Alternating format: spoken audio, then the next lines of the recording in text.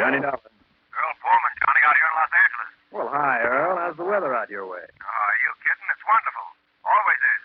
If I could manage to drag myself away from this desk, from this stream of small claims that are driving me mad. Now, what kind of claims, Earl? A lot of money lost through armed robberies and holdups. Oh? Looks as though the same man is committing them all. You mean there's a pattern to them, huh? Yeah. And I hope you can somehow put a stop to them. So will you come on out here right away? Now, you said armed robberies. Yeah. Anybody been killed? Not yet. No. But only because nobody's tried to fix up to this holdup man. He's apparently a pretty mean customer. Oh, I see. In other words, maybe I can have the honor of being his first victim. That's right. Hmm? Now, what I mean is, well, I suppose it could be kind of dangerous for you, so, well, that is... No. It's all right, Earl. For you, for the sake of dear old Tri-State Life and Casualty, no sacrifice can be too great, even if it means loss of the thing most dear and precious to me, my life. Now, come off that stuff. Never mind, Earl. I'll see you in a couple of days.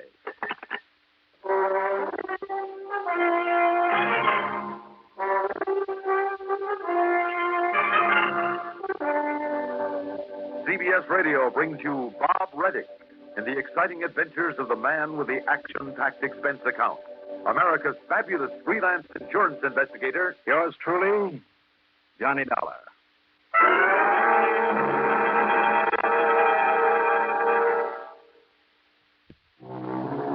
Expense account submitted by Special Investigator Johnny Dollar to the Tri-State Life and Casualty Insurance Company, Los Angeles office. Following is an account of expenses incurred during my investigation of the Wayward Kilocycles matter.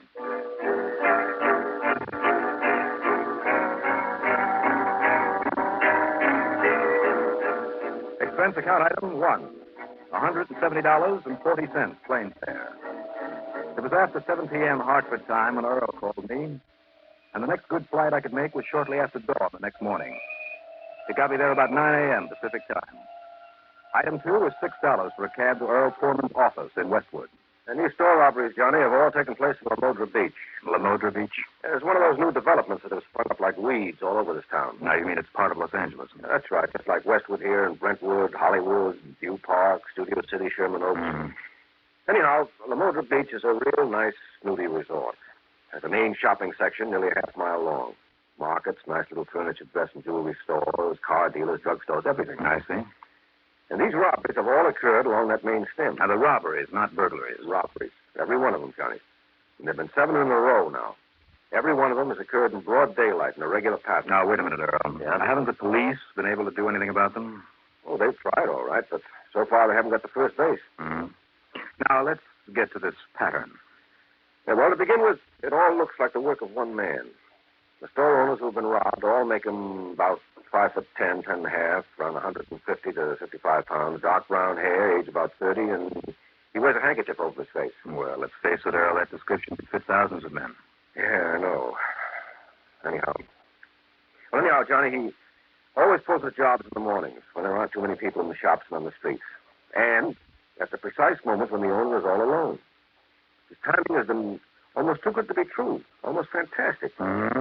And he simply barged in waving a gun? That's right, an Army 45. He's made the owner clean out not only the cash register, but the safe, provided it's in a back room that can't be seen from the street. Then he skipped out through the alley that's behind all those stores. And it's all happened so fast. I tell you, Johnny, his timing is just fantastic. And don't any of the store owners have alarm systems? Believe me, they've all ordered them. But there hasn't been time to get any of them installed. And these 7 robberies have all happened within the past business week. 2 of them were in one day. Now, how much money has been taken? Well, not an awful lot, but enough to hurt. You see, they're all kind of exclusive shops, expensive.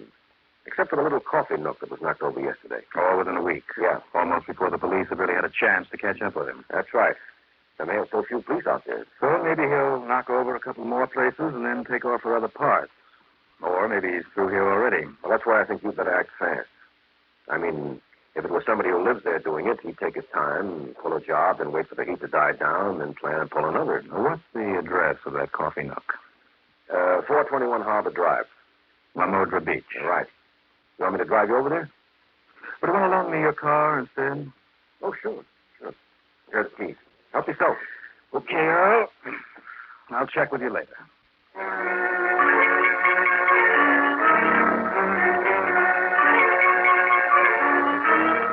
$4.70 for a tank full of gas. And I drove to Lemotra Beach. Believe me, it's an exclusive resort, all right. And not only because of the expensive homes around it, all of them in the $50,000 and up class, but I looked at the prices in some of the shop windows along that main drag. One sign in the window of a tailor shop announced that suit prices start at $275. And most of the buildings are quite colorful. A bar and grill that looks like the bow of a ship. A radio shop with a tower to make it look like a lighthouse, and so on. Then at the Coffee Nook, and that was the name of it, Mrs. Webster's Coffee Nook. He certainly did, Mr. Dollar, did you say? Yes, that's it. Thanks. Certainly did. He took over $135 from me. You know, some of that money I'd put aside to pay my bakery bill. Oh? You see, until they get a bank out here. Oh, boy, I certainly wish they'd hurry up and get that bank finished before everybody gets robbed. There isn't a bank around here? Oh, there will be. There'll be 3 of them. But with all that confusion over building codes, well, all the rest of the stores and places got in. The people started coming before they can finish up a single bank. Now, Mrs. I Webster... just hate to have to keep so much money around here all the time, and so does everybody else. Oh, at the nearest banks over in the valley or in Santa Monica or Westwood. But after what happened to me with that robber yesterday morning, well, you should have seen him with that horrible-looking pistol the way he waved it at me. Yes, well, and Mrs. goodness Webster, knows, the police are doing everything they possibly... Look. There they go now. There. Yes, I see. And if you ask me, Mr. Dollar, if you ask me, that means there's been another robbery. There, you see? They're stopping at that nice radio and television store, just the other side of Sam the Tailor. And do you see that nice Mr. Marks, the owner? You see him talking to the policeman? Yes. Yes, it looks like you're right, Mrs. Webster. Another of these robberies.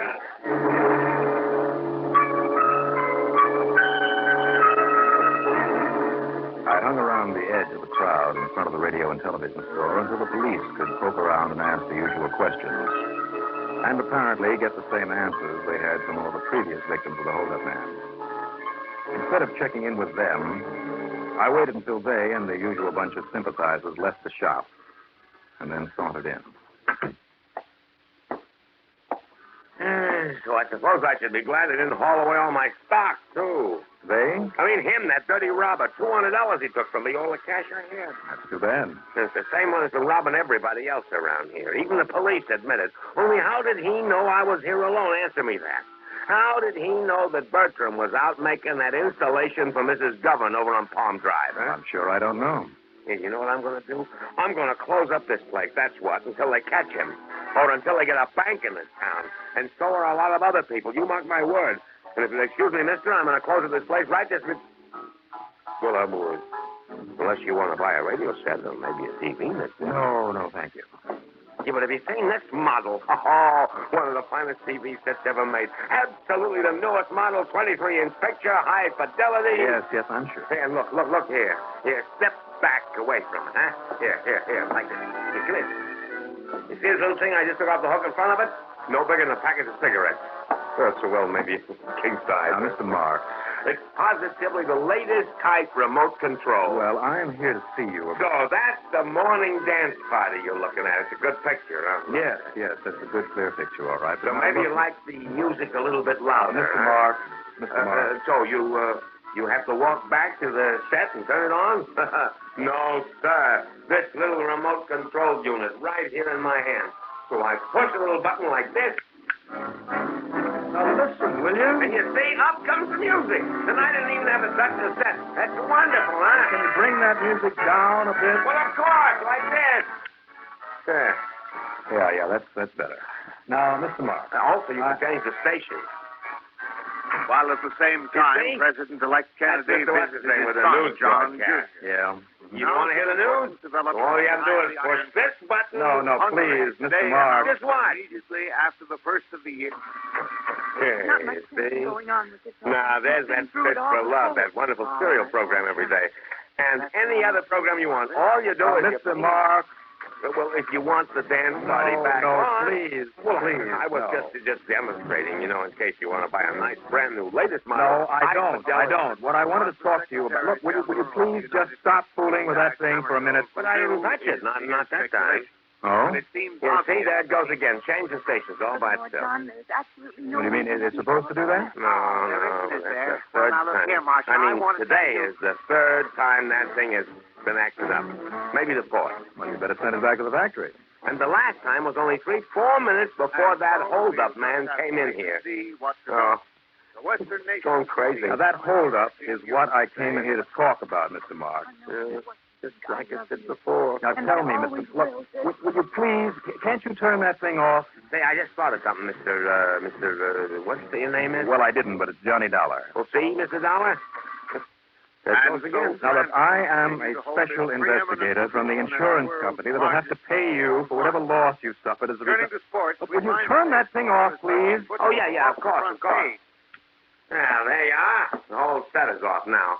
But like I started to say... What as I started to say. The next to the last time this happened was just before that poor Mrs. Webster got robbed yesterday morning. What I want to know from you is... What did you say? I said the remote control system on this magnificent television set acted this very same way just before I got robbed. Yes. And also just before Mrs. Webster got Well, robbed. now, are you sure of that? Well, maybe now that I think of it. Yes, maybe what? Well, maybe it was acting up this way 3 days ago at Mr. Blenstrom at the novelty shop. Well, he was robbed. Well? Yeah, over $700. Right after the set started acting up? Yeah, ain't that funny? Somehow he said this crook seemed to know exactly when the owners were alone in their stores. Yes? That his timing was perfect. What'd you say, Mr. Dollar? That's what Earl Poorman told me. Earl before. And maybe this TV demonstration of yours, this remote control gizmo, explains just how that hold-up man knows when the coast is clear. I'm afraid I don't understand what you're saying, Mr. Dollar. In other words... Now, wait, Mr. Dollar. Yes, you have an idea? Yeah, I certainly have. Because if you're from the insurance company, and if you're the one to see I get paid back for what I lost, well, shouldn't we talk business? Yes, we'll talk business, all right, but not about your insurance. But, Mr. Dollar... That remote control device. Here, now, how does this thing work? Well, I don't know exactly. It's some kind of wave. Waves? Yes, sound waves or something. You know, in this booklet here that comes with a set. Sound waves? Yeah. Look here. It says waves of 44.6 kilocycles to 51 kilocycles. Yeah. So high in pitch as to be inaudible to the human ear. That means you can't hear it. Yes, I know. Go on. Yes. Actuated device within the set itself that changes volume or station channels or turns it off or turns it on. Okay, I've got it. Yeah?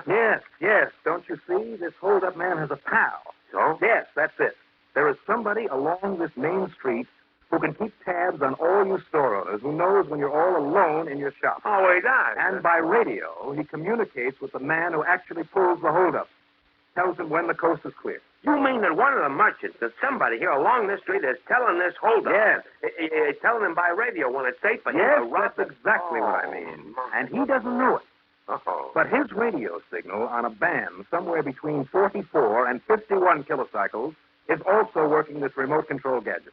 So, I told you this is a wonderful and marvelous set. All right, then. If I can get hold of a direction finder, I can track down the guy who's sending out the all-clear information to the hold-up man. You really think so? That is the answer, Mr. Marks. And I think I know where to get hold of a direction finder. Yet if what you say is true, Mr. Dollar. Yes, well? Well, after the way this set was behaving a couple of minutes ago. Right. More hold-up information being sent out from that transmitter. Yeah, but then there ought to be another hold-up. Only there isn't. At least there isn't any... Oh. Yes. Come on. Look. And you see the people there in the next block there in front of the market. It's another holdup. 2 in one day again. Yes. And, Mr. Dollar, there'll be more and more and more of them until we're all put out of business. No? No? No, because now, Mr. Marks, we know the answer.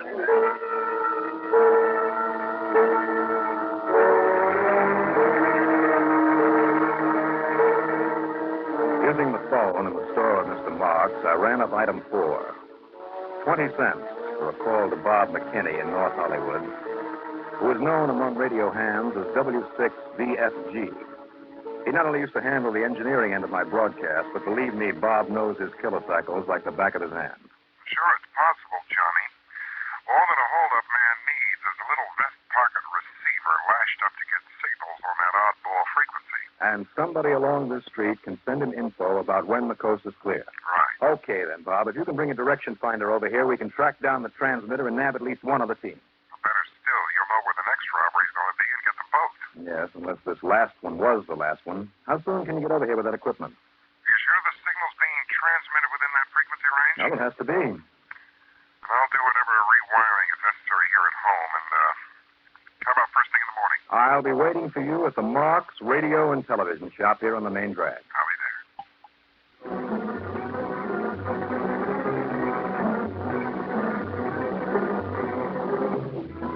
I drove back to West Los Angeles and spent the rest of the day and the night with Earl Foreman and his wife.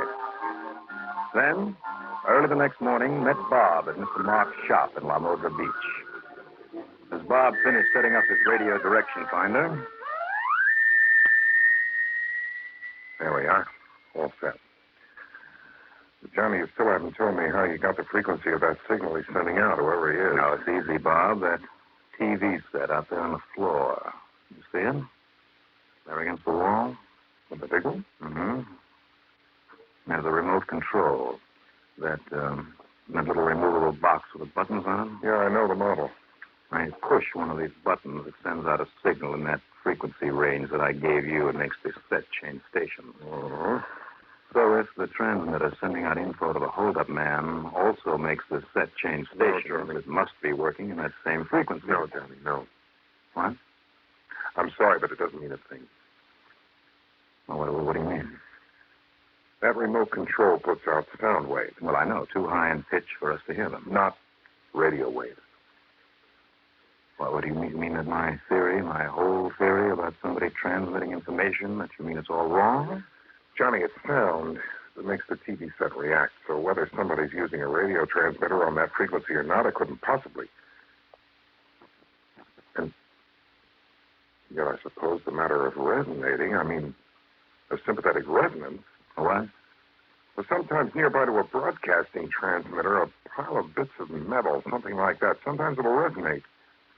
While listening to that pile of scrap metal, you can actually hear the broadcast. So? But the transmitter of these signals would have to be practically on top of this TV set. Maybe it is. Huh? Because whoever is tipping this guy off to when the coast is clear, to when some businessman is alone in his store, has to be somewhere right along this main street. Well, Otherwise, he wouldn't be able to see when it's all clear. well, maybe if it was somebody right next door. Mr. Marks. The Marrowell sisters with their nice dress shop? Never, Mr. Dollar, never. And on the other side of this place? My good friend Sam the tailor. But on top of this shop of yours, it's built up like a lighthouse. Here for local color here at the beach. Yeah? Like Tony's bar is like the front of a ship, and like that Hawaiian Yes, saloon. yes. But what is in this lighthouse of yours? Just a couple of small apartments I rent. But there's a transmitting antenna on the top of it. Oh? And I don't see a transmitter in the shop. Well, I don't have any. All I sell is receiving things like radios and... Bob, you have got it.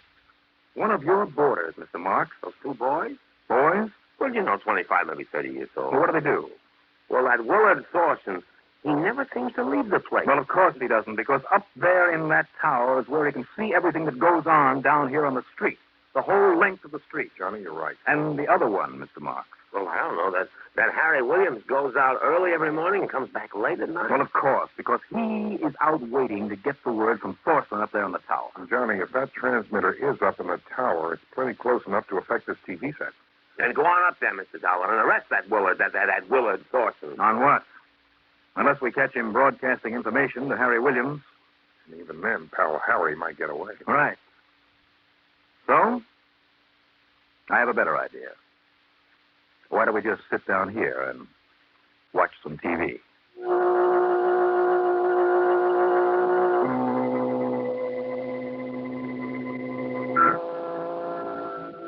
So we did, for 3 solid days.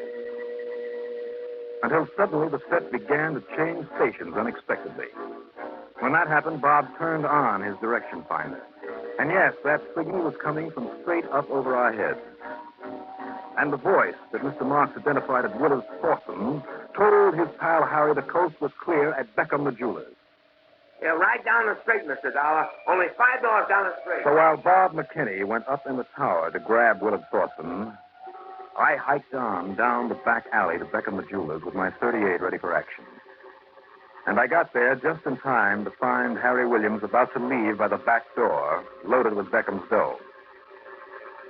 You know, I didn't like his looks. I didn't like that .45 in his hand either. And he objected to my borrowing his getaway. He was really kind of nasty about it. But after a while, we kind of reached an understanding. And my knuckles are still sore from when he ran into my fist.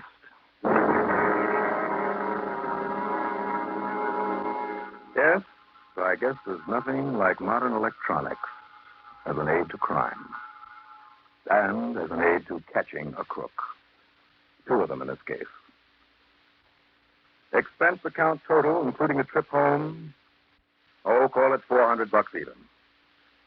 Yours truly, Johnny Dollar.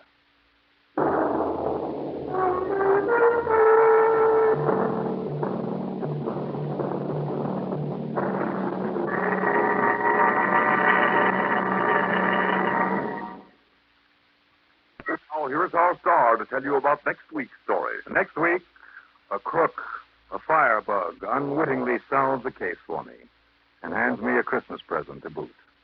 Join us, won't you? Yours truly, Johnny Dollar.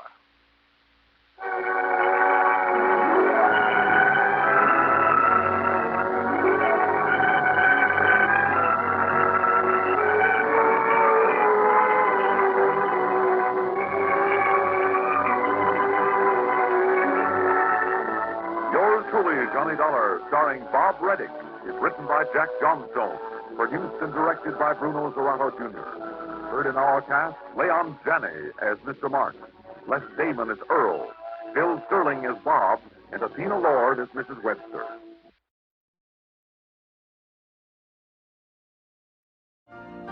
You've been listening to the OTR Gold Network. Find more classic radio at otrgold.com.